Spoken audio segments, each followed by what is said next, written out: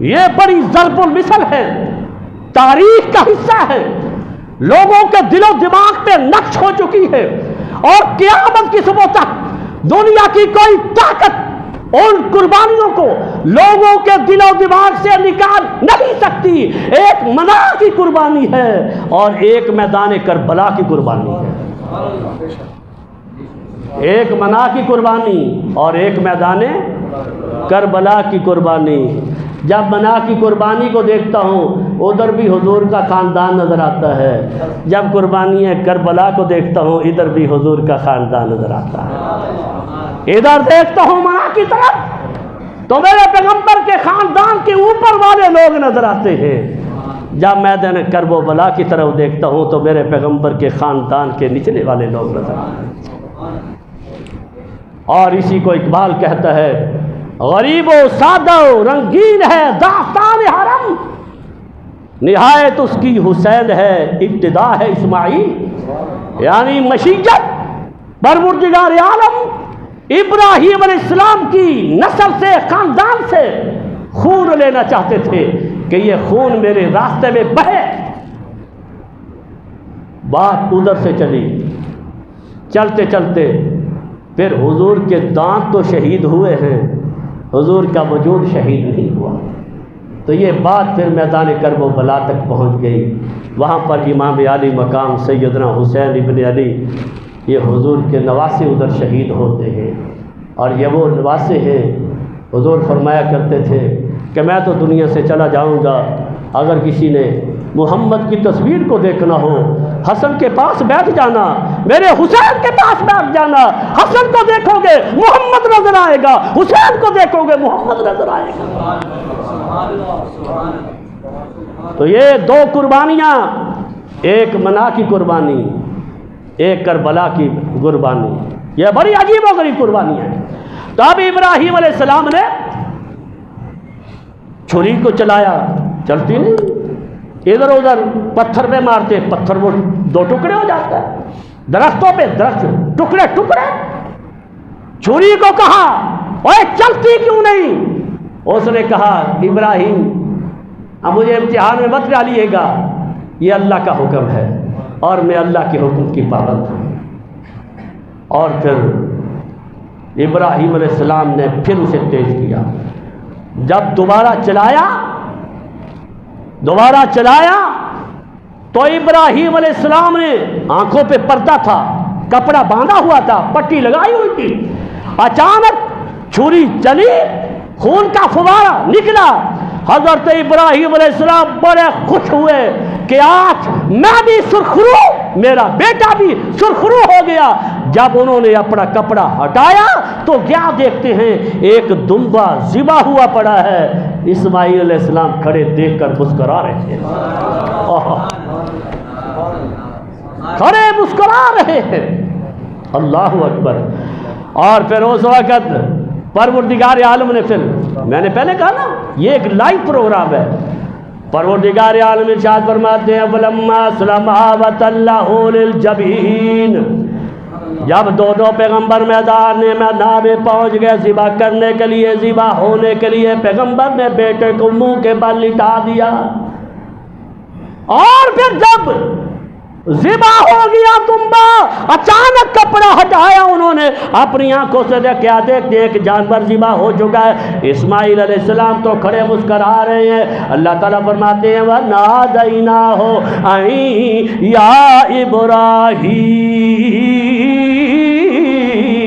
ہم نے اس وقت آواز دی، اے میرے پیارے تے لاڈلے ابراہیم، قد صدقت الرؤیا، قد صدقت الرؤیا، آج تو نے اپنے خواب کو سچا کر دکھایا۔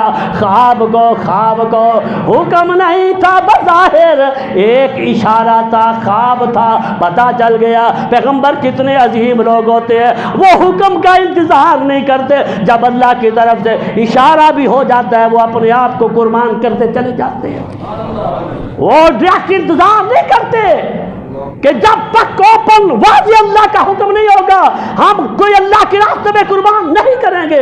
اللہ کی طرف سے اگر اشارہ بھی ہوتا ہے ادھر پیغمبر بھی تیار ہو جاتا ہے، پیغمبر کا گھرانہ بھی تیار ہو جاتا ہے۔ یہ جو پیغمبر کے گھرانے ہیں یہ بھی بڑے عظیم گھرانے ہوتے ہیں. ابراہیم کا گھرانہ بھی عظیم، میرے پیغمبر کا گھرانہ بھی عظیم. روایات میں آتا ہے کہ جب قیامت کا دن ہوگا، لوگ پرصراط پہ گزر رہے ہوں گے، جب میرے پیغمبر کے گھرانے کا گزر ہوگا، پروردگار عالم حضرات انبیاء کرام علیہم الصلاۃ والتسلیمات کو کہیں گے، انبیاء کرام اپنی نگاہوں کو نیچے کر دو، میرے محمد کے گھرانے کا گزر ہوگا. یہ گھرانے پیغمبر کے، اہل بیت پیغمبر کے انتہائی عظیم اور مقدس ہوتے ہیں، انتہائی مقدس. یہ ابراہیم علیہ السلام کا گھرانہ یہ کوئی معمولی گھرانہ ہے.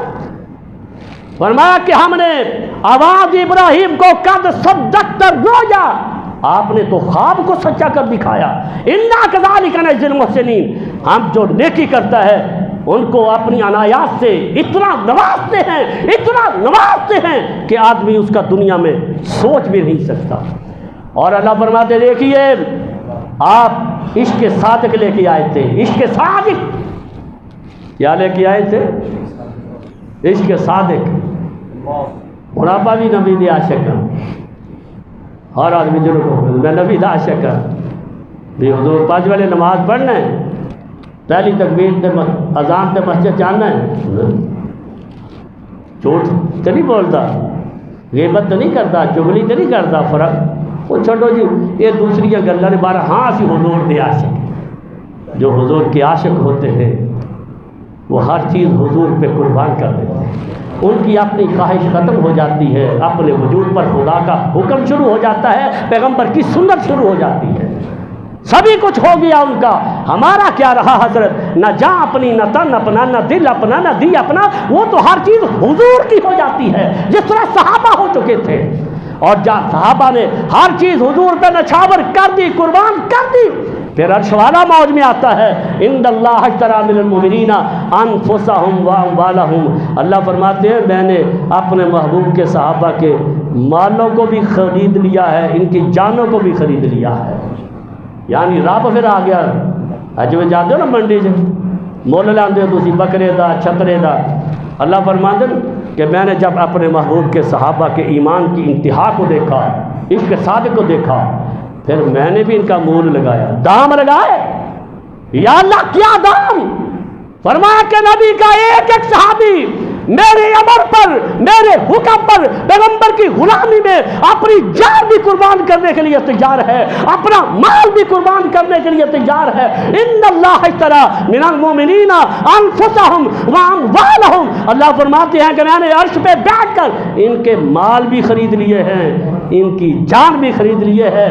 یا اللہ دنیا میں مال بیچتے ہیں، بکرا بیچتے ہیں، چھترا بیچتے ہیں، جمبا بیچتے ہیں، گائے بیچتے ہیں، ہمیں پیسہ ملتا ہے. تو نے صحابہ کو کس چیز کے بدلے خرید لیا؟ اللہ فرماتے ہیں بِأَنَّ لَهُمُ الْجَنَّةَ، میں نے محمد کے صحابہ کو جنت کے بدلے خرید لیا. اور تیری اور میری اوقات کیا؟ صحابہ کے ایمان پہ بات کرے، صحابہ کی جنت پہ بات کرے. عرش والے نے تو دنیا میں اعلان کر دیا ان اللہ اشتری، ان اللہ اشتری.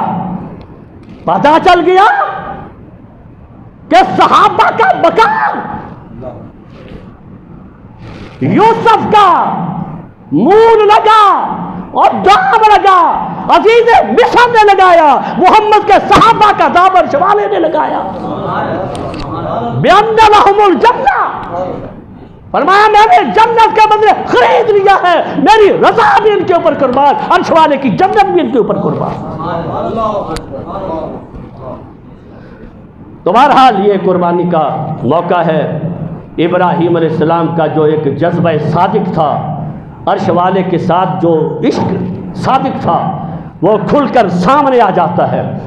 اور اقبال کہتا ہے صدق خلیل بھی ہے عشق، صدق خلیل بھی ہے عشق، صبر حسین بھی ہے عشق. اقبال تیری قبر پہ کروڑوں اللہ کی رحمتیں ہوں. ہے تو مچھاڑا سرکار سی، داڑھی کونی سی، لیکن داڑھی تو بغیر اللہ دا ولی سی، داڑھی کے بغیر یہ اسلام میں داڑھی ہے لیکن داڑھی میں سارا اسلام نہیں ہے. بعض لوگ ہوتے ہیں بغیر داڑھی کے بہت بھی ہوتے ہیں. ہمارے استاد فرمایا کرتے تھے مولانا ضیاء القاسمی رحمۃ اللہ علیہ، بعض لوگوں کی باہر داڑھی ہوتی ہے، بعض لوگوں کی اندر داڑھی ہوتی ہے. تو اقبال اللہ اکبر، کیا اللہ نے اس کی زبان سے کہلوایا، یعنی مستقبل کی نشاندہی کی اقبال نے. وہ اللہ کا ولی جس طرح آنے والے حالات کی پیش بندی کرتا ہے، حالات سے پردہ اٹھاتا ہے، اسی طرح اقبال نے بھی پردہ اٹھایا. اقبال کہتا ہے صدق خلیل بھی ہے عشق، صبر حسین بھی ہے عشق، مارکہ حق و باطل میں بدر و حنین بھی ہے عشق. یہ ساری باتیں عشق کی ہیں، عشق صادق کی ہیں. جب آدمی عشق کی اعلیٰ معراج پہ پہنچ جاتا ہے پھر اپنی جان بھی قربان کرتا ہے، اپنا مال بھی قربان کرتا ہے. اللہ تعالیٰ مجھے اور آپ کو بھی عشق کی اعلیٰ معراج نصیب فرمائے. وآخر دعوانا الحمدللہ رب العالمین.